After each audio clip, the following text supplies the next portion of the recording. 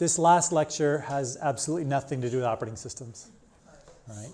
It, in fact, has to do with just the fact that you guys are graduating. You're going to, some of you, be software engineers, some of you be academics, but I assume some of you may be academics. Yes. But in any case, you are looking at a large change. And you're also looking probably at a large increase in pay. Like you'll be paid. So, as opposed to paying to be here. So this is a talk I gave when I was at Google a couple times, and is mostly the same talk that I gave there. And so the outline is FI, like we need to find actually what FI actually stands for, some tools, and some resources. So FI is the idea of financial independence. The reason I am providing this is it's information I wish I'd known at the time I were your age. Okay? So it's slightly different from standard view of what life is like, especially standard view of what life is like as a well-paid engineer. Okay? So financial independence is the idea that your passive income is greater than or equal to your expenses. That is financial independence. Okay? How many people have heard of like the FIRE movement? One and three quarters. All right, so financial independence is financial independent. FIRE is financial independence / retire early. And the idea of retiring sounds crazy to you guys, okay? Because that's not supposed to happen until you're 40 plus years from now. So think of it as financial independence, just that your passive income exceeds your expenses, and that gives you lots of flexibility. So rents, royalties, dividends, capital appreciation, where do you get these? Rents, I guess if you had like houses or apartment buildings you're renting out, that's one way you can get rents. Royalties, not that common, but you can get them, I guess, if you have oil-producing things or if you've written books or things like that. Dividends from stocks, yeah, normally. Capital appreciation from also stocks or Bitcoin. So financial independence is also known as FU money. Okay? That is, your boss says, do this thing that you don't want to do, or do this thing that you consider unethical, and you say to them, F you. Okay? If you're living paycheck to paycheck, you don't have that ability because you are tied to that. So this FU money comes actually from a book called Noble House, where it was called Screw You Money. Enough money to say screw you to anybody or anything. So why? Work because you want to, not because you have to. I assume that you all enjoy working with computers. Okay? I hope that's the case. It seems to be the case from what I can tell. But I know I was in the first sort of boom of computer science. It was in the early 80s, when a lot of the people in my classes were there for the money, which was just surprising to me. It just didn't resonate with me. Now, it turned out it was a good place to go for money, although that wasn't clear at the time. But eventually, you may get tired of what you're doing or may want to do something else. Or you may want to work part-time. So actually, my last 9 months I was at Google, I worked 60% time. So I actually went in 3 days a week. And the other 2 days a week, I kind of treated like weekends. So I would occasionally reply to email and stuff like that. But for the most part, I pretended like I wasn't there. You might want to take extended time off. I had a friend who took a year off to drive around the country with his family in an RV. Okay, you can't do that without some amount of money. Spending time with your kids while you're young. Okay, so well, I don't want to say. You might all have kids as far as all I know. But you probably don't have kids now, and it might be a while. But that may happen. It's nice to be able to spend time with them. You might want to work for a startup or a nonprofit or Peace Corps or something where the freedom of having money allows you to do that. Okay? So that's just the concept I'm sort of throwing out there. And I want to show now some details. Let's say you have stocks, okay? You have a mostly stock portfolio, stocks with little bonds, let's say. How much can you withdraw per year? That is, if you look at the passive income, how much income do you actually generate from that? One way to look at it is just look at the dividends that it generates, okay? Now, the problem is some companies that you might invest in don't give out any dividends. Give me an example. Amazon, I don't think they are dividend paying.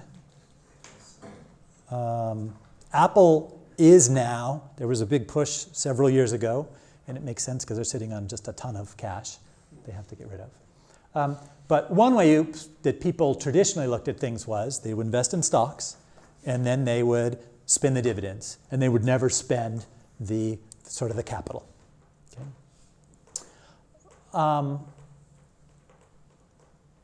A sort of more modern approach would be to say, do some Monte Carlo simulations and see basically what sort of a withdrawal rate can you take. So 4% is about right. Kind of 3.5 to 4%. There's a study that shows on this. So the idea is you look one day and you say, I have X pile of money. Okay?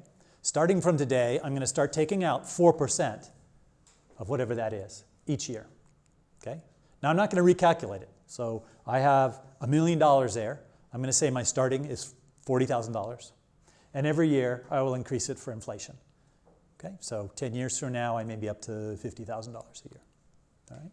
And so this study basically showed that that 4% is fairly safe, such that you're like not going to run out of money over the next 30 years. And in fact, most of the time you end up with a lot more money than you started with. Okay? So $1 million in general yields $40,000 a year. Okay? So you look at your expenses, and you need to have the proportional number of dollars to generate that. Another way you can look at it is whatever your desired annual income is, 25 times that is the number of assets, is the amount of assets you need. Okay. You with me so far? Any questions? All right. $1 million still sounds like a lot, and 40,000 doesn't sound like that much. But the good news is, for you guys, 40,000 a year should sound like, I mean, that's a lot more than you have now, right? Okay. So it turns out how long you have to save to become financially independent is independent of your income. Well, it is solely dependent on your savings rate. All right? So if you look at your total income and you say you have this amount of savings, the rest is expenses. Right? So that's the part you're not saving, is what you're spending.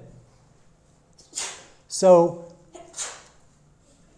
you take whatever your assets are, your stocks or your real estate, you multiply by your safe withdrawal rate, that's your investment income, and you just look and say, is this more or is this less than your expenses?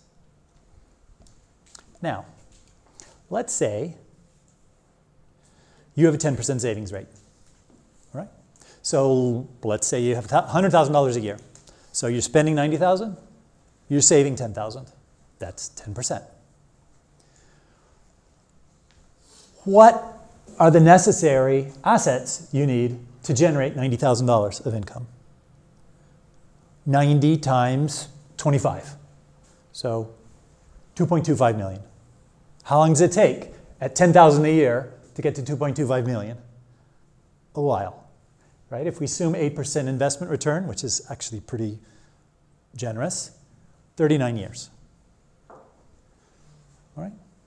So if you want to save 10% of your income, then basically 40 years from now, you'll be financially independent, which kind of fits with standard, your early 20s. 40 years from now, you'll be in your early 60s. It's about right. Okay, but change one thing. Change your savings rate. Let's say you change your savings rate to 20,000. Okay, first off, you're saving more money. So your assets are growing quicker. But there's another key component, which is your expenses are less. So your expenses are now $80,000 instead of $90,000. So therefore, your target is smaller than it was before. You now only need 2 million instead of 2.25 million. And you're building it up quicker. So you've suddenly dropped the number of years by 10. So why did we double the number further away, but the time needed didn't change base? It didn't change by half because we're still getting this 8% return, right? So it takes a while for this 20,000 this year to turn into more money later. Are these like blue numbers independent of the total income? So that's the key about this. This number only depends on this interest rate and the percentage savings. So the 20% savings rate. So if I'm earning 10,000 a year, or if I'm earning $1 million a year, same thing's true. Okay? Which is surprising in some ways. So the fact that you are increasing your savings rate, again, has this compound effect. One, you're saving more money, and two, your target you need to match your expenses is less. Because you've shown you can live on 80,000 a year, let's say. Okay. Other savings rates, the number comes down drastically, right? If you save half your income, which some people do, it's only 15 years. If you were to save 70% of your income, which some people do, it's less than 10 years until you're financially independent. Okay. Questions on that? And it kind of makes sense, right? Let's just do our extreme, 90% savings rate, okay? Well, in 1 year, you are saving 9 years worth of expenses, right? And so you can see how easy it is to get to 25 times expenses, right? It just takes a few years. So, any questions on that? All right, some tools. First tool, and it's too late for many of you. So seniors, I'm sorry, if you're going out into a job in September or in the summer, if you didn't negotiate your job offer, I am sorry for you. But your juniors, who have not yet accepted job offers, you must negotiate your job offer. When you get an offer, you are leaving money on the table if you just accept it, okay? Because they don't give you their best offer. They give you, right, HR comes to you, and their job is to have you take it for as little as possible. Okay. So if you ask for,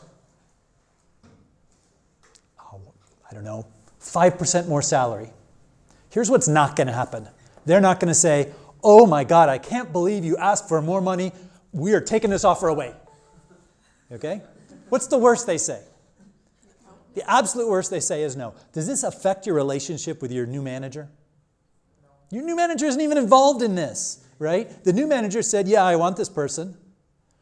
HR is responsible for bringing them on board. HR fails if they fail to bring you on board. Okay? You are in a good negotiating position. They went through all sorts of interviews and went through a hiring process and a hiring committee and all that stuff and finally got the yes for you. And if now you turn it down, they have to go back through things. So you're in a very good position. As good as you'll ever be probably there. Okay? And it's not just that 10 or 5%. Let's just say $10,000. Okay? $10,000 annual salary extra you get. It's not $10,000. It's more than $10,000. Because next year it's another $10,000. And the year after that it's another $10,000, right? Plus, you'll get raises along the way. And often those will be in terms of percentages. So you have a percentage that you're building on that includes that $10,000. So your base starting, think of it as a exponential growth, right? Because it really is. Your salary will exponentially grow. It's just the exponent may be small, but it's still, you are growing. And so having the larger base, increases along the way. So it's really important. What can you negotiate? Stock, right? Stock or stock options. Okay? And in some way, they may view that as funny money. You may view that as funny money. Depending, if you're going to a startup, it is sort of funny money, right, for a while. But still, better to have more than less. And if you're looking at stock options in a startup, the number of stock options is only relevant. You think of that, that's a numerator. Okay, what's the denominator? The total number of shares, right? If someone says, I'll give you, I'm starting at my startup and I say, I'm going to get the best engineers at the cheapest price. So I am going to give them, you may have 1 million stock options if you come for me. Okay? Now, if I have 1 billion, you did not get very much. Okay? So you want to, but if on the other hand, if I offer, some other company offers you 6 and there are only 12, you're in a good position. So stock options. You can negotiate salary. What else can you negotiate? A starting bonus. Why should you get a starting bonus? I don't know. They just give it. So take it, right? It is nowhere as good to get starting bonus versus a salary because it only happens one time, right? And you want the gift that keeps on giving, which is annual salary. Some places you might, smaller companies, let's say, you might be able to negotiate like vacation time and stuff like that. And the strongest negotiating position you can be in is, in general, if you can walk away. And when can you walk away? When you have another offer. When you have another offer. And if you had 4 offers, right, and you come to Company A and you say, Company A, I would love to work for you, are my top choice. However, I have these other 3, and there's the things that are attractive about them. Please, can you help me in coming to work for you because I want to work for you? Okay? And then you get into like a bidding war. And a bidding war is a wonderful place to be if you're the thing being bidded on. Okay? This is easier said than done. It is hard. I find it hard. But it's so worthwhile. You know, you can be getting paid basically thousands of dollars an hour to just to do some negotiation. Just don't say yes to begin with, and try and arrange things so you have multiple offers. Right? That's what you can do. Because if you arrange stuff so you have multiple offers, it's very easy to do this negotiation. Questions on that? How do you arrange to have multiple offers at the same time? First off, you don't want an exploding offer, right? So if someone comes to you and says, I have an offer that's good for 24 hours, that is just not very kosher, right? So you will just say, I will need more time for that. You got to kind of arrange things so that interviews are happening, soon, around the same time. But there are some interesting blog posts about, folks who had 6 offers from all the large companies and just massively increased their offer from that.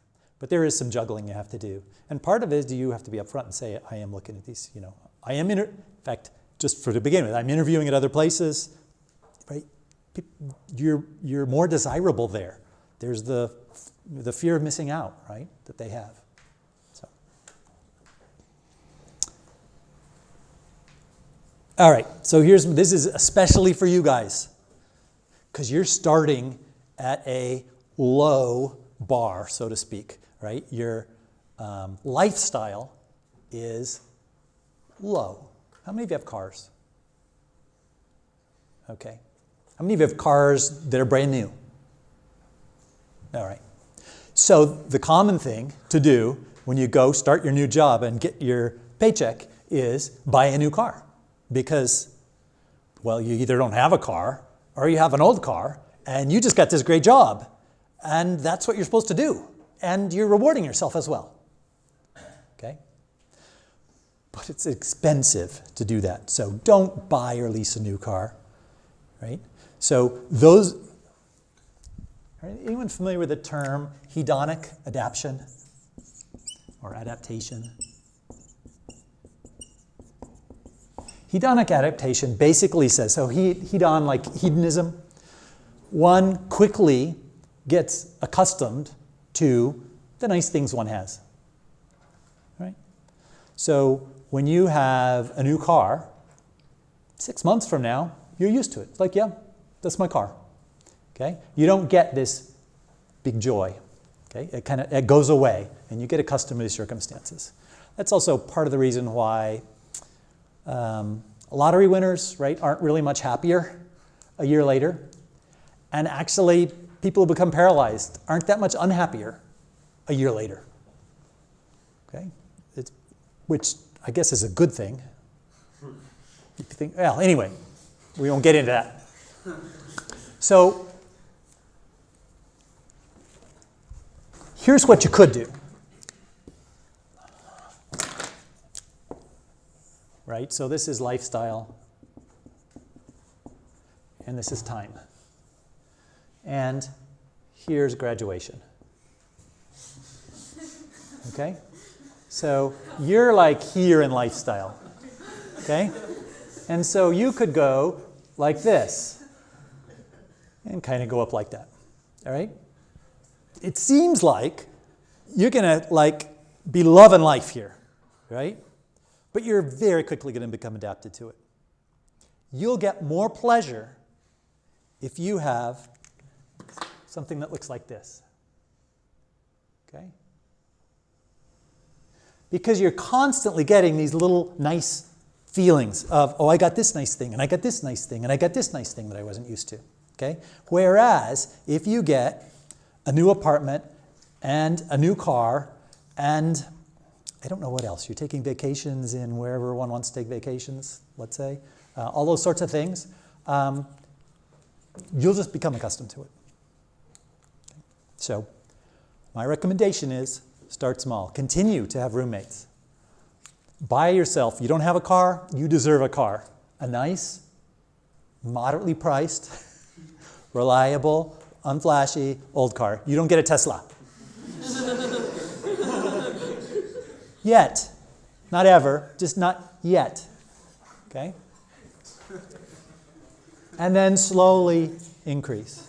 Look at the most expensive parts of your life and keep those fairly minimal. The most expensive parts of your life are rent, housing. Food is not normally that much. Housing.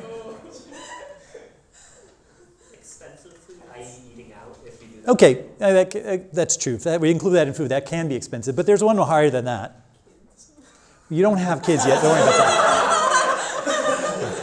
that. Transportation is expensive, and actually taxes are one of your highest expenses, right? You guys are going to be paying 30 to 40%, probably.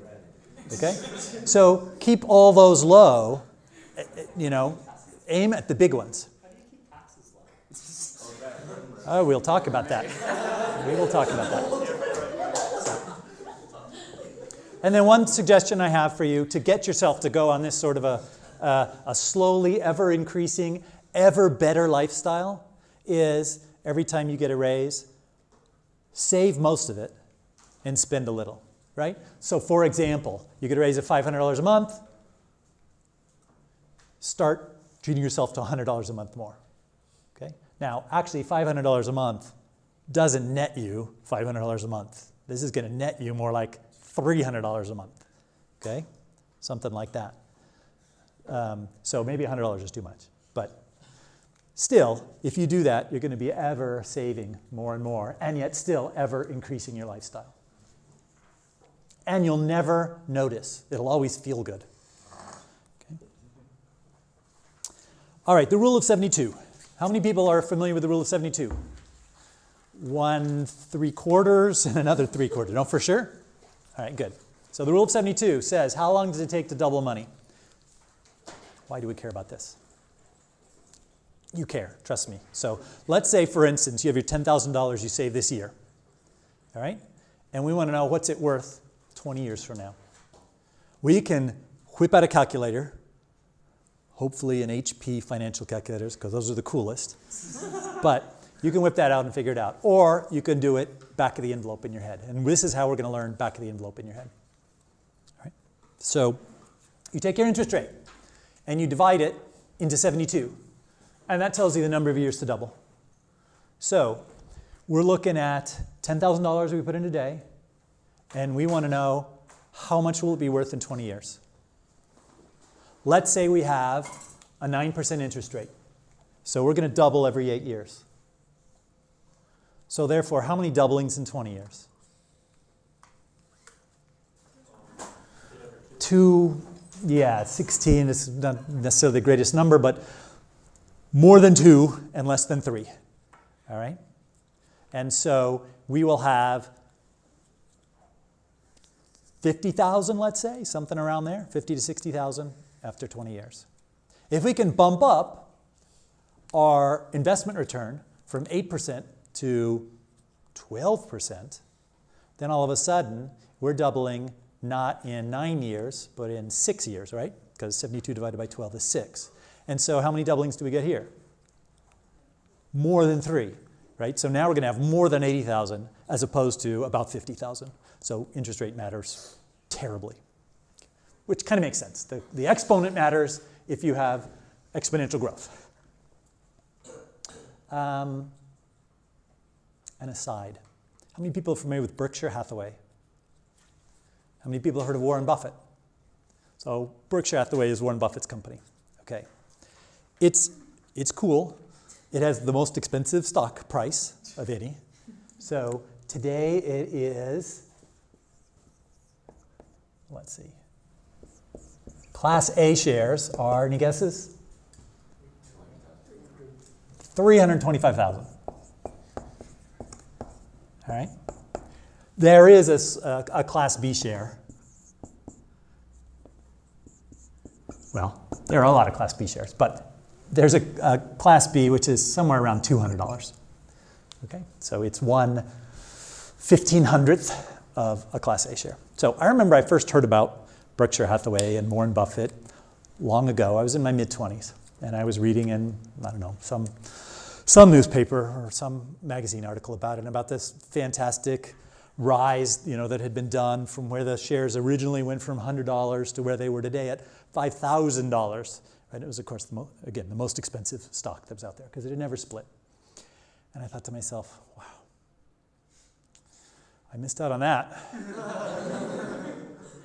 And so then about 5 years later, I'm kind of looking again and read another article and saw it was at $18,000. And I said, $18,000 sounds crazy, right? Because it's, did I miss it? And so I bought a share, okay? So, that was like 25 years ago, okay? What sort of a return did I get on that? No, seriously, on an annual basis. Okay, it's always good when your stock goes up, more than 10 times. But on the other hand, it's been a number of years. So let's figure that out. How many doublings?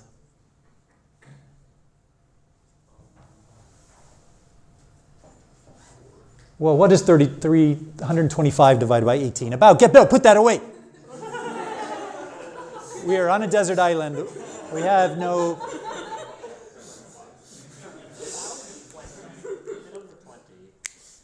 Yeah, so let's say,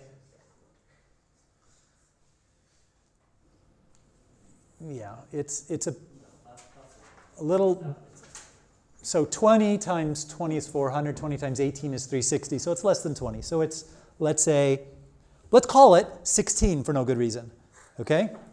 So let's say it's about 16 times. How many doublings is that? 4 doublings, right? 2 to the 4th, 4 doublings. With 25 years, that's doubling how often? Every 6 years. Okay, slightly more. So therefore, the interest rate is about 12%. 12% in a single year is good, but 12% over 25 years is really good. Okay? I do remember at the dot-com bubble, before you guys were born. But you've heard of it. Wait, what year is it now? 2019. You were born. Okay, you just don't remember it. All right. Yeah, so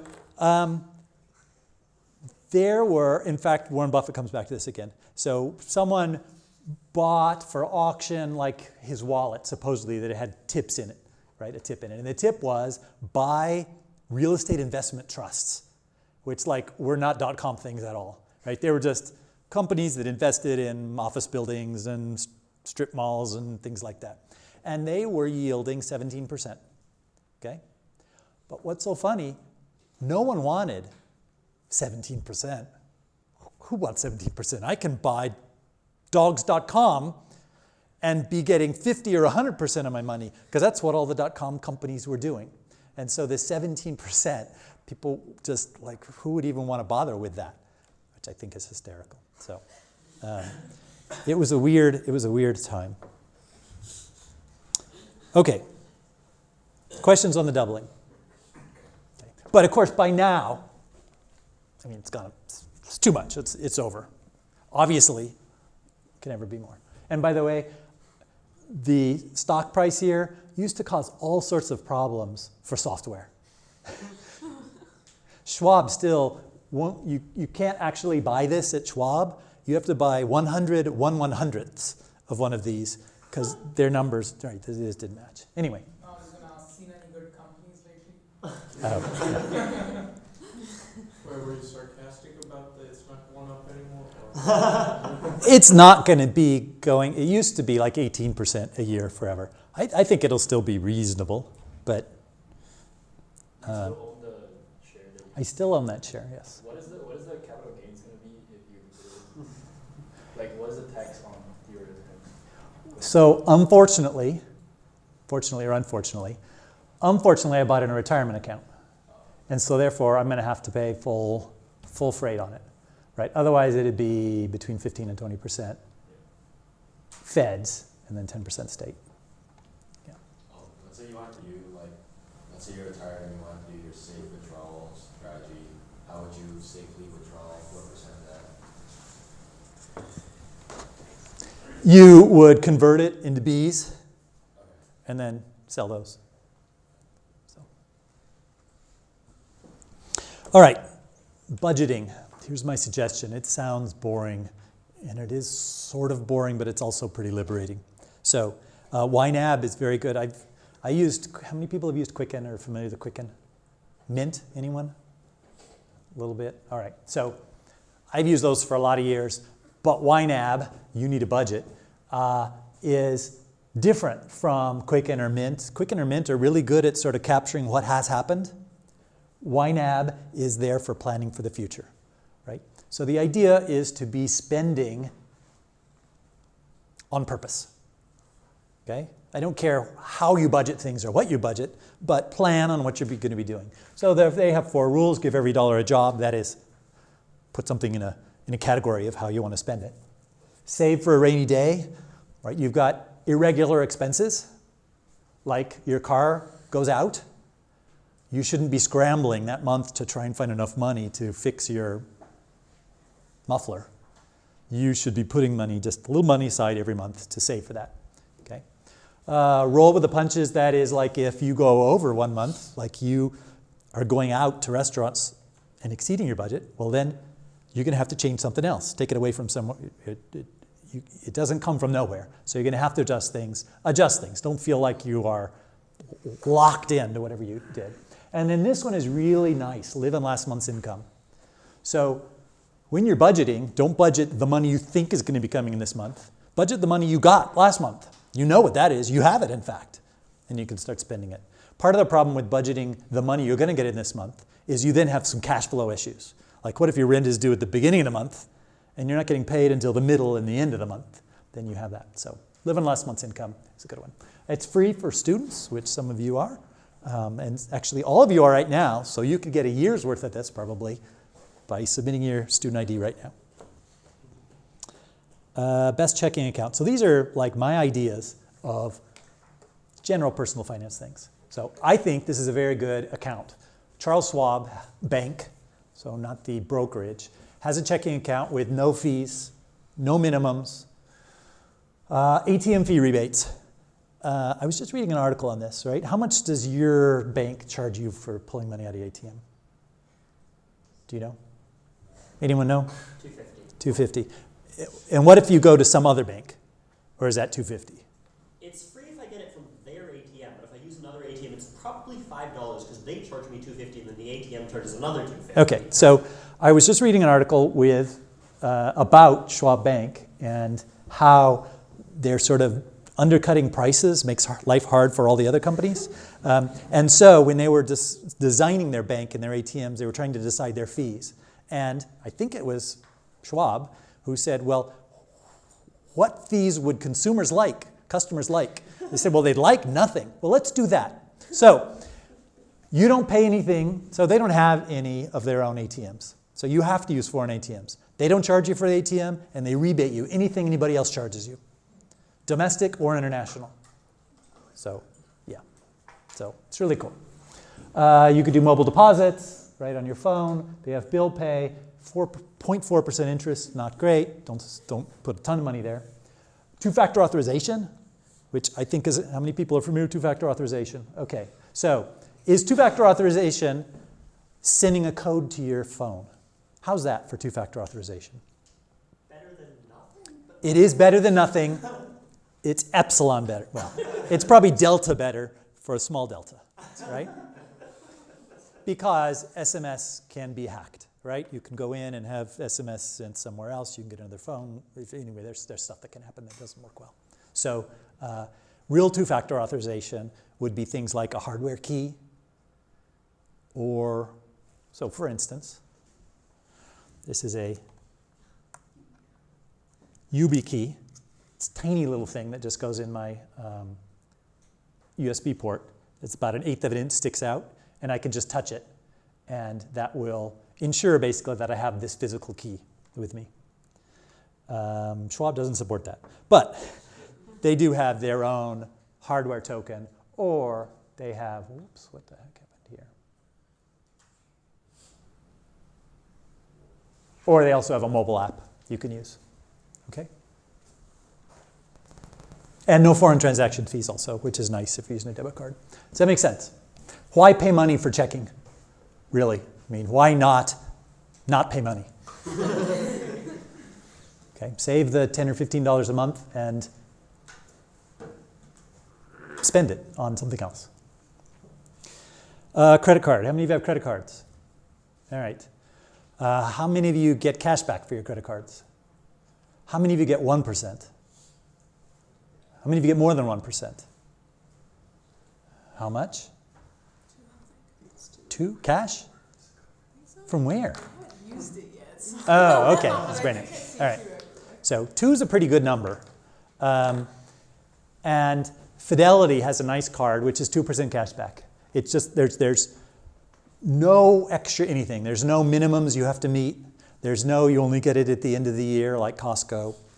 There's just, it's 2% all the time, and they give it to you every month. They just don't give it to you in the form of a check. You have to have a Fidelity brokerage account. But I get the mine deposit in my Fidelity brokerage account. I go online. I say transfer to my checking account. I'm done. So if you want to get into the credit card game, which I have gotten into over the last few years, there's a lot of fun you can have, but it gets complicated. So I have to have for my credit cards, like, what's this one for? This is a gas, restaurant, and foreign. Okay, and then I've got another one. This is groceries. Okay, and then another one for travel, and then also one I might be working on right now. Right? Because if I spend 3,000 in the next 90 days, I get X thousand airline points. Right? So there's a whole hobby one can make out of that. But if you don't want to be a hobbyist, just get a 2% cash back. Go for that. That's my suggestion. Questions on that? All right. And, you know, I will always say, don't ever run a balance on your credit card. Just don't do it. You know, do spend whatever this nice money you're getting and just pay off those credit cards and never have a credit card balance again, unless it's a 0% balance. Fine. Keep your 0% balance. Insurance. This is not probably something you have thought of very much. You know you have to have auto insurance, right, if you have a car. That's fine. What other insurance is there that you will want? Health insurance, right? You usually provided by an employer. That's fine. You get what they have. if you're not working, like if you're working for yourself, you need to buy your own insurance, and this can be fairly expensive. Disability insurance is often overlooked. So disability insurance is provided by the state in the sense that there are withdrawals that are made from your paycheck, right? Deductions that are made from your paycheck to pay for disability. Except the state disability is like capped at some much, much smaller number than you guys are going to be making. And so it's not that great. Some companies will also offer some sort of disability, and that's good. But it's company specific. If you leave that company, you've lost any disability. You're much more likely to get disabled during your working career than you are to die. Okay? And so not having an income can be difficult. So consider looking at disability insurance. Look and see what your employer provides. See whether you can sign up for more if you want. Make sure it's just covering your expenses. One advantage of having low expenses and a high savings rate is you don't need as much disability, right, to cover your expenses. Life insurance, some may be provided by the employer. How much life insurance should you have? Why would I need life insurance? Exactly. Why do you need life insurance? Why would you? You don't. Almost any employer is going to give you $50,000, okay? Because the feds allow them to get $50,000 of life insurance without it being a taxable benefit to you. Okay? So they kind of throw that in, and it's very cheap to do. But don't buy life insurance. In general, I would recommend until there's someone who's depending on your income if you're not there. Okay? So if you've got your kids you talked about, a spouse, you might have an elderly parent or someone who's dependent on you. Yes, in that case, you want to have life insurance. Okay? But you can get some life insurance from your employer, but here especially, you probably want life insurance outside of your employer once you need to get life insurance because you want it to stick around. And the thing that you want to do is get life insurance while you're healthy, because once you have some sort of an issue, it's hard to get life insurance. It gets to be very expensive. Umbrella insurance. Is anyone familiar with umbrella insurance? Okay. So umbrella insurance is basically, you've got your two big insurances. You've got your homeowner's insurance or renter's insurance, and you've got your auto insurance. Okay? So you run someone over, your auto insurance will pay for that. Someone trips on your front lawn, your homeowners will pay for that. Okay? This happens. An umbrella is called that because it sort of acts.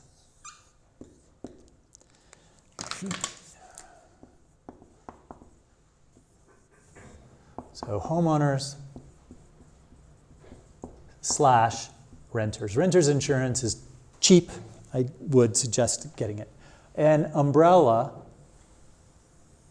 kind of sits on top of these, okay? And provides additional coverage. So, let's see, do I have a thing on umbrella? Yes, right here. So excess liability. Did anyone know what the minimum auto insurance you need to get is? It's around $35,000, okay? $35,000 covering personal injury, right? That is, you injure someone, or heaven forbid, kill them, or also in terms of property damage, right? It's very easy to damage a car more than $35,000 worth. And it's very easy to damage a person more than $35,000 worth. So that's the absolute minimum. You do not want the absolute minimum. Okay? You don't have a lot of money now, I'm assuming. But let's just say typical college student coming out of college doesn't have a lot of money. So what does it matter if someone comes after you? The problem is you have an extremely good earning opportunity. So I could get a judgment against you if you run over my elderly grandmother or something. No, sorry, you run over my uncle who's a cardiologist who makes a ton of money each year. right? And so I get a judgment against you for $6 million, okay? I can't come and collect it because you don't have $6 million. But you're starting to work at XYZ company, and I can go ahead and be getting half your paycheck every month for eternity. So umbrella, so first off, bump up your coverages for auto insurance. It's not that expensive, okay? So bump it up from $35,000 to, I don't know, 10 times that. $250,000, let's say, okay? And then once you've that, you can get an umbrella insurance for, let's say, $1 million. Okay, so therefore, you run into someone, it'll cover for $1 million. They trip on the front lawn, covers for $1 million. It covers you for all sorts of other things too, like slander or libel, which you might have been thinking of doing, and now you can. Or it also covers you for things like if you serve on a board of directors for some nonprofit, let's say, you might get sued. It'll cover you for that too. The key thing is you're covered for enough such that the insurance company hires good lawyers to defend you. Okay? And it's not that expensive. Umbrella insurance costs $500 a year maybe, so consider it. Cash reserves, keep cash, keep some money available. 3 to 6 months, I would say, of your bare-boned living expenses. Keep them somewhere that it's accessible. You don't want to keep it in stocks because the stock market's down at the time you need the money, right? And you just don't want to sell the expensive things. You don't want to rely on credit cards, home equity line of credits, or investments. Let me tell you about these two. So, how old were you in 97? It was 10 years ago? 0. No, not 97. 2007. 10. 10. Okay. So the financial crisis was a big thing to you guys then. No, not really. But what happened at that point was things got so bad that banks started canceling lines of credit, right? So if a home equity line of credit is basically you say, I have this house, it has some equity in it, bank, please be willing to lend me money for it. And you say, fine, I will lend you $100,000. And basically I get a checkbook. And then I can write checks up to $100,000. But you come along later and you say, so if I've written the checks, I'm fine. I owe the $100,000. If I haven't written the checks, she can come along unilaterally and say, I don't want to do that anymore. Give me back that checkbook. And that's what happened. You had all these people who, at the time they needed the money, couldn't get the money. And credit cards were being canceled. Or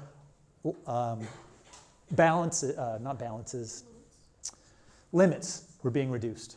So don't count on those, because in the worst, in really bad times, they'll go away.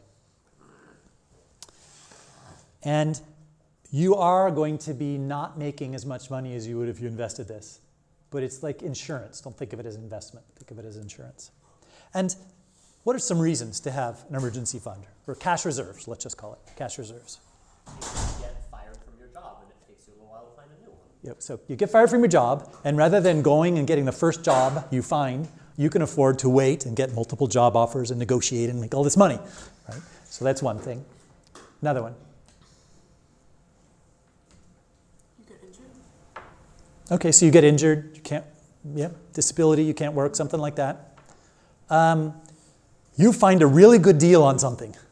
So you find, you still want a Tesla, right? A used Tesla, and you find a guy down the street who has to go to Tahiti in one day, and he has to sell his Tesla, and he's selling it for $17,000, okay? But he needs cash, and he needs it this afternoon. Okay, well, maybe you go grab your $17,000 from the bank and give him $17,000 and take that Tesla and then say, haha, I have a Tesla now.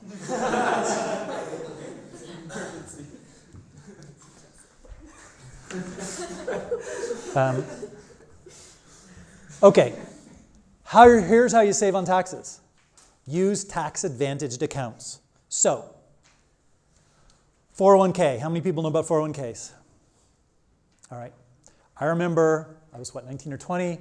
I had my first job, my first real job, and I remember like orientation and going, and they started talking about retirement accounts. And I don't think it was 401ks. It was maybe It was retirement accounts. And I thought to myself, oh, I don't have to listen to this because I'm only 20. This is not for me. Well, I wish I had listened, okay? So per year, what can you do? You can put money aside without paying taxes on it, or at least having tax, let's call it tax advantaged. So tax advantage means there's some advantages, as opposed to just putting in an investment and then on the other end of the investment, paying the regular old taxes. 401k. And if you're working for a nonprofit, they have something equivalent like 457s and 403bs, but let's just assume you're working for a for-profit. $56,000, okay? You can put away, you personally can put away $19,000 pre-tax. Okay? You can say that it'll just get withdrawn from your paycheck every month. One hopes your company matches that, all right? Do any of you know a company match that you're going to be working for? What percentage? I think it's 50% up to up to the total amount. Yeah, that's what it was at Google. 50% all the way up to 19,000. Some places give you a measly, but tech companies like to give you good amounts. So 19,000 plus, let's say, half of that, which is 9.5. And then you can actually put in a remainder post-tax that I'll talk about. So most people are unaware of this. There are two limits that the IRS has. One is how much you can put away pre-tax. The second is how much total can be put away on your behalf, whether it's you, your company, or extra you put in. And this extra can be really, really handy. Okay. So that's $56,000 plus backdoor Roth IRA. I'll talk about that in a moment. How many of you have an IRA, a Roth IRA? Oh my goodness, I like it. So there's a limit, though, on how much you can earn to contribute to a Roth IRA. But there's a backdoor that allows you to still do it. So $6,000 plus. How many of you are familiar with HSAs? It's a health savings account. Basically, you pair a health savings account that allows you to put money in with a high deductible insurance plan. Okay, so you have a high deductible. That is, you have to pay a fair amount before your insurance starts kicking in. I'll talk about that in a moment and why that's good. But this is $65,000 that you can put away tax advantaged every year. All right? It's a good place to start on where you save your money. All of you who are starting this year working, you're going to be working for, what, 6 to 9 months maybe? 4 to 6 months, starting in, what, June all the way to maybe September. You can put away $19,000 this year, or maybe even more, right? Just live like you are right now, maybe a little less, and you can put away a bunch this year, which is nice, okay?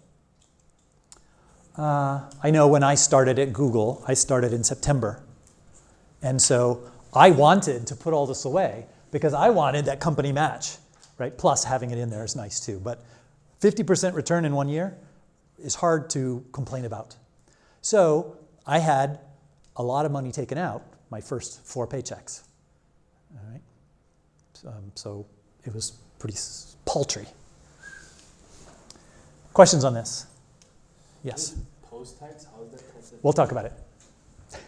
We'll talk about it. So tax advantage accounts. Let's look at a traditional 401k. All right?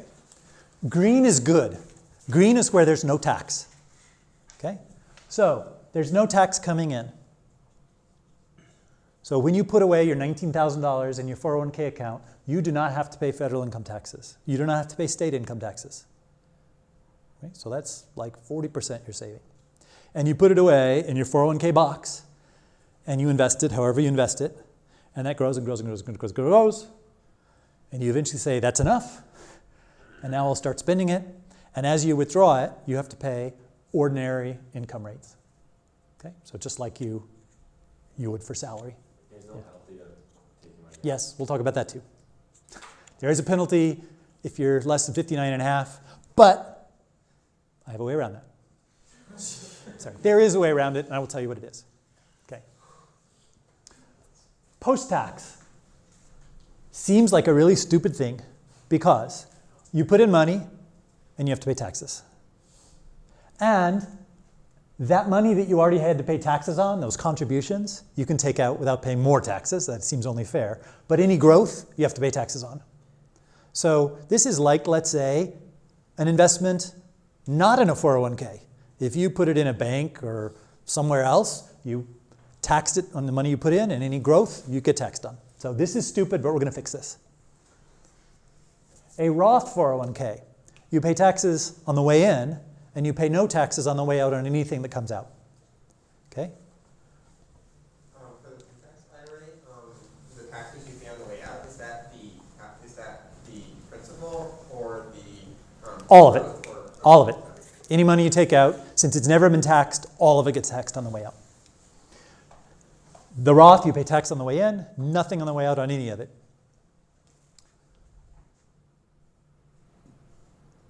Your $19,000. Should you be putting that in a Roth or pre-tax? What's that? Maybe Roth. Effectively, you're getting to put away more, right? Because really, it's like $27,000, let's say, and then you pay taxes on it, and that leaves you with 19, and you put it in here. So effectively, you're getting to put away even more. HSA is the best one, though. No tax in, no tax out on anything. This is the magic bullet. There's a parenthesis here. No tax if you're using it for medical expenses. I have a way around that, too. Well, it'll still be used for medical expenses. It's just a nice hack. Okay.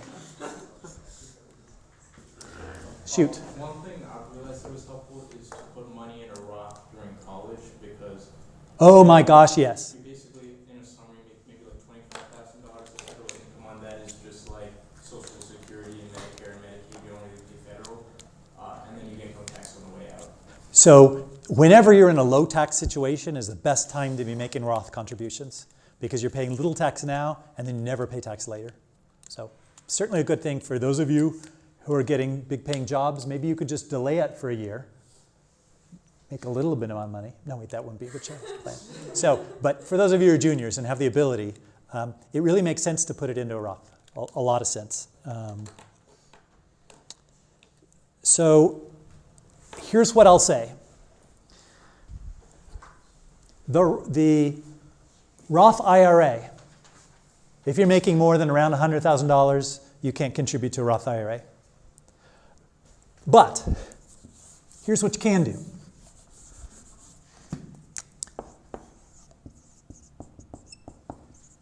So contribute directly.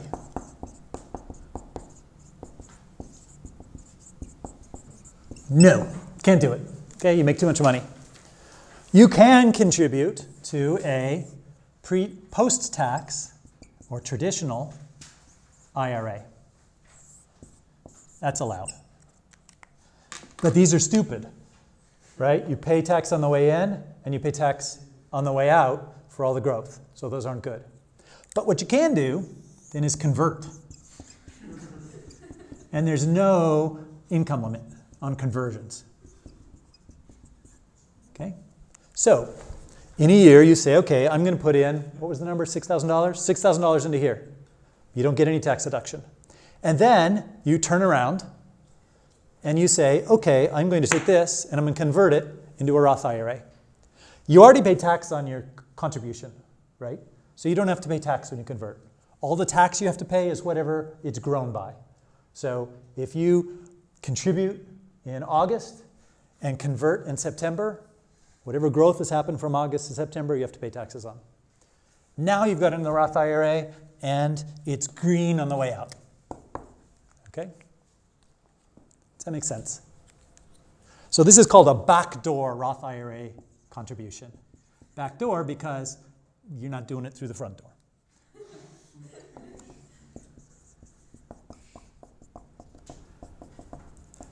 You can do the same thing with 401k contributions. So this remainder is post-tax. All right, so the remainder goes into a post-tax 401k. Assuming your 401k allows it, and it's a tech company, there's smart people running it, they should, Google did, you can convert you can withdraw this money and convert it either into a Roth IRA or a Roth 401k with the company. And this is a mega backdoor Roth contribution, is what this is called. Okay? So mega backdoor Roth, because it's a lot more money.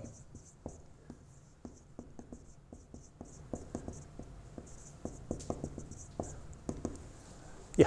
How is this different from what you were doing before? Like the regular backdoor? This is Roth IRA. This is IRAs and not 401ks. So you're limited to $6,000 a year here. For 401ks, you're basically getting 56 minus 19 minus your company match. So that could be like $25,000 extra. Okay, that you've got now in a good place rather than a bad place. Because a bad place is here, because you got the red coming out. It's a good place. That's where you got it here. All right. All right, so you say, okay, Neil, I saved all this money in my 401k, IRA. I don't want to wait till I'm 59 and a half. That's eternity. Okay, so what can you do? First off, after you leave your company, and you normally can't do it until you leave, you can roll over your 401k. If you had a pre-tax, which you don't want to have, you could roll that over. And you could roll your Roth 401k to Roth IRA. Oh, I'm sorry. Pre-tax to a traditional IRA, Roth 401k to a Roth IRA. You don't want to have a post-tax 401k for very long. And by the way, you're working at a tech company and they don't allow these conversions for the mega backdoor one. You go find out who's running the 401k and try and fix it, right? Talk on mailing lists in your company and say, look, this is like, would be so helpful and leave so much money on the table. So how can you get money out of a traditional IRA? Yes? Is it traditional? What does traditional mean? Traditional is pre-tax. Traditional's because it used to be that was the only IRA there really was, is you get a deduction, you put it in. That's the traditional. So you want to get money out. You're less than 59 and a half, you don't want a penalty. Here's one. Medical expenses bigger than 10% of your income. That doesn't happen very often, but when it does, it's really nice to be able to do that. College expenses. It's like too late for that for you guys, but if you have children, it can be useful. Even if you have a 529 account, right, that you're paying the expenses from, you still can withdraw if you want without paying a penalty. So this penalty is normal. You have to pay regular taxes. There's no way around that for the non-Roths. Okay? So for the non-Roths, you have to pay taxes, plus there's a 10% penalty if you're not 59 and a half, except for these exceptions. First-time homebuyer, you might be in that situation. Great. You can dig into your IRA and pull money out, except it's $10,000 limit once in your lifetime. So good luck. Find something with that. We're going to talk about these two. These are the key ones. Substantially equal periodic payments, SEP, or SEPP, also known as 72T, because that's the part of the tax code, or conversions. So here's what you do. The IRS says, well, the reason we want you to wait until you're 59 and a half is we don't want you to just blow all your money on a fleet of Teslas, okay, when you're 35. Now, we want you to retire in the sense of having an annual income, which is nice because you want an annual income too. So you are allowed to take out without penalty in what are called substantially equal periodic payments. And there are several formulae you can use for this. One is a simple one. At the end of every year, you say how much is in my IRA and what is my life expectancy according to a standard table. You divide that, your balance, by your life expectancy, and that's how much you can take out. So if you have a life expectancy of 40 years this year, you can take out 2.5%. Next year, your life expectancy will be, they're not quite 39, a little more than 39, right? 39.1. And so you take whatever your IRA balance, divided by 39.1, and that's how much you can take out. Or you can amortize it, like a mortgage. Okay? You say, here's my balance, here's my years, that is how long I have left to live in terms of my life expectancy, and an interest rate. If you take those three things, I'll allow you to use a calculator for this one. You can put them in, and you get an amount to take out, right? So it's amortized over that lifetime. And you calculate that once.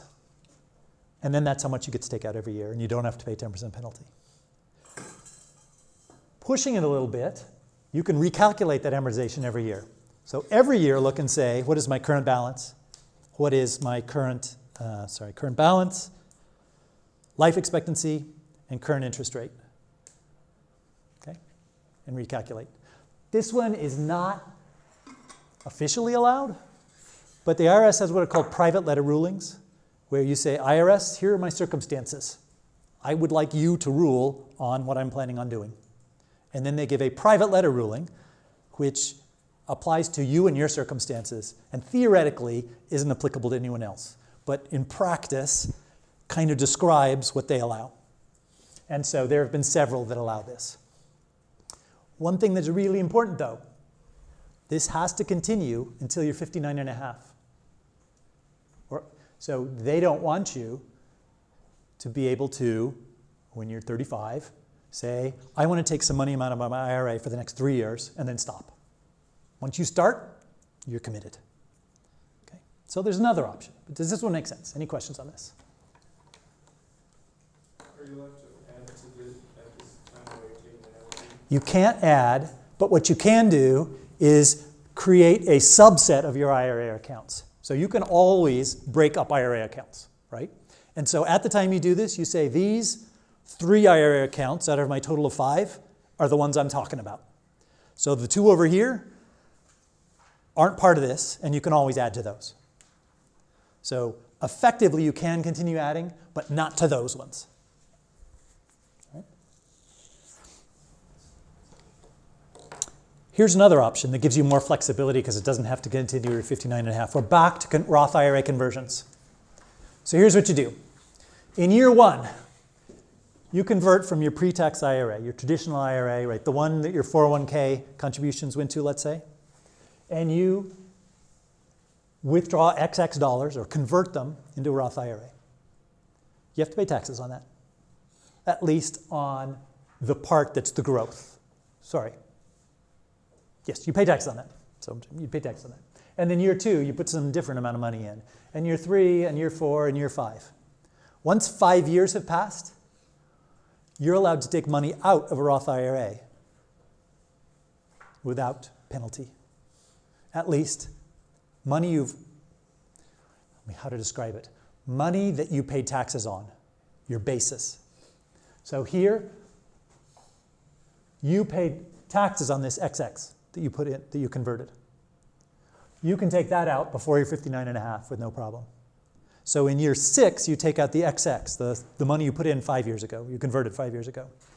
In year 7, you do the one from year 2, in 8 from year 3, and so on. And you could just keep doing this. So, and then in this year, you're converting as well. The nice thing about the conversion is, if you don't have much income, there's not much tax here. It's sort of like when you're not making much money. And the money that you're withdrawing here doesn't count towards your taxable income, because it's not taxed. What do you live on for your first 5 years? Other money. Yeah.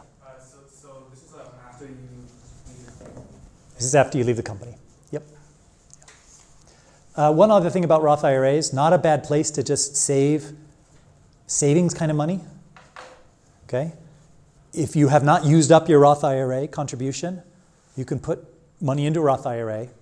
And again, let's ignore the conversions and just look at the contributions. Once you've had your Roth IRA for 5 years, you can withdraw any contributions. No penalties, no taxes. And so therefore, that's a nice place. That's not a bad place to have emergency money. Okay? If you only have enough money, if you only have $5,000 to save this year, better to put it in a Roth IRA than a bank account if you had your Roth IRA for 5 years, I guess. Because then whenever you want, you can take it back out. But if you don't need to take it out, you get all that Roth IRA goodness of it growing without ever having to pay taxes. All right, and I just want to show you this one because it's kind of crazy. So let's say you get married, all right? The income, so Up to $77,000, long-term capital gains get taxed at 0%. So you have your Berkshire Hathaway stock. You convert it to Class B shares so you don't take out too much money. But you take out $30,000. You've had it longer than a year, so that's long-term. You pay nothing. And in fact, here's what you could do. You could have, and I just ran this in TurboTax, you could have $25,000 in dividends from stocks you have, mutual funds. You could have $52,000 in capital gains. You could have an additional $24,000 in IRA withdrawals. Why do you have IRA withdrawals? Let's say you're converting to a Roth. Okay, you're doing that Roth strategy. How much tax do you pay federally for this? 0. $100,000, 0. Now, if you make $100,000 as what's called earned income, you're paying taxes, a lot more than 0. Structure your affairs such that you don't pay as much taxes. Okay? So this is what you could be doing once you become financially independent. Part of what you've done is you reduced your tax expenses to 0. Okay? At least federally. I don't know what the state's like. All right, hacking an HSA account. I got just about 5 more minutes, I think. So, tax deductible on the way in, tax-free on the way out, as long as it's for medical expenses. The theory is you've got this high deductible plan, okay? Like maybe you have to pay the first $3,000. In fact, what high deductible is defined by the IRS, but it's something like you have to pay the first $3,000 in medical expenses before your insurance kicks in. All right? And then after that, the insurance gets to kick in. But you can also save $3,000, or I think we talked about more than that, in an account. And so that's how you could pay that first $3,000 of expenses, is take it out of HSA. It grows every year. You keep it. It's your money. However, the way to use an HSA is you contribute to your HSA and you do not withdraw from it because you want it to grow and grow and grow and grow, all tax-free. And so you pay your medical expenses out of your pocket, okay? Out of your regular old savings, sorry, but that's what you do. But you save your receipts, okay? Save those receipts. And then you let it grow. So if you let it grow for 30 years, 3,500 has become 31,000. I must have used the rule of 72 there, I guess, somehow. You paid this 30 years ago, but you saved your receipt. And now you can withdraw that as long as you have your receipt. Okay? And so you got 30 years of growth. And if you just run the numbers, 30 years of tax-free growth is a lot better than if you had taken the money out of your HSA and invested this money outside of the HSA. The whole key is it's inside growing, completely tax-free. So, yes? What if you don't have enough medical expenses to take out the money that you end up with? Unfortunately, you probably will. Worst case is unfortunately, you will, right? You will get to be old and unlike anyone else here, you will get old and you'll have expenses. Yeah, so you will end up having expenses. If not, you can withdraw it. You have to pay. Worst case, I think once you're 65, you just pay regular taxes on it. I believe is what happens. So. Vested stock. Let me just tell you about this one. Lots of you guys will have stock options. You'll get stock vesting, right? So forget options. Let's talk about stock, or what are called GSUs or RSUs or something like that. So equivalent of stock. So 1 month, they'll give you so much stock in your company. So you get X amount of pay and Y amount of vested stock.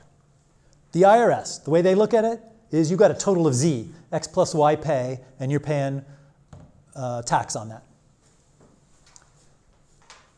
It is as if you got Z amount of money, X plus Y money, and you chose to buy Y amount of stock. The company likes you to have stock, right? They like their employees to be sort of committed to the company and feel that their interests are aligned and so on. But is Y, assuming you want to have company stock, is Y really exactly the right amount for you? Unlikely that they happen to just guess exactly what would be right for you. If you want to buy more stock, fine. If you want to sell some of the stock, fine.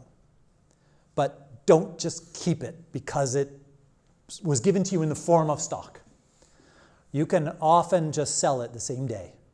You won't have any taxes to pay. You already paid the taxes, right? You had to pay the taxes when you got it. There's no extra taxes to pay when you sell it unless it's gone up. So why is the price of the stock when you invest? The amount of stock you got when it vested. So the dollar amount. So it all depends on the vesting date, not like how much they promise you. No, it all depends on the vesting date. So what they will promise you is how many units of stock, but they won't tell you how much it's worth. So if the stock has gone up in that time frame, then it's worth more than it was originally. Okay, so here's another way to think of it. Passively not selling company stock is the same as actively choosing to buy it. And you need to think of it that way. Okay? And my suggestion to you is the right amount of stock to keep in your company is 0. Okay? Why? Because you want to diversify. Do you want to have your income and your investments all dependent on this one company? Okay? Enron employees learned no. So you're already invested in how well this company's doing because you've got future vesting company coming next quarter and the quarter after that and the quarter after that, and they keep giving you new stuff every year, which is great. But you're already, as the company stock grows, going to be getting more money in the future because of that. So you don't want your future employment and your savings and all that to be all in one basket. And you might even consider, do I want to be invested in the tech industry, right? Make sense? All right, resources. Mr. Money Mustache is a really funny, interesting blog on why you should live close to work, ride a bicycle as much as you can. What other things? It's just very interesting reading. So I recommend that highly. Early Retirement Extreme takes things to a more extreme. I think Mr. Money Mustache lives on like $40,000 a year, ignoring housing because his house is paid off. Early Retirement Extreme lived on like $7,000 a year, some crazy amount. Mad Scientist is interesting. There's interesting Radical Personal Finance podcast. Send-you-to-t.net talks about all the self-employment income. And the Simple Path to Wealth basically says this is the simple way to invest. Use low-cost index funds, all stocks, just put it in there. Don't worry about timing. Just put it in. Do not much else. And so that's a good way to do that. But what you don't want to do is invest in your 401k and then leave it in a money market account in your 401k. Okay? Because then you're making, your rule of 72 is not working for you in that case. All right, guys, thanks very much. I'll be in the cafe until 3:30 in case anyone has questions. Otherwise, it's been a pleasure.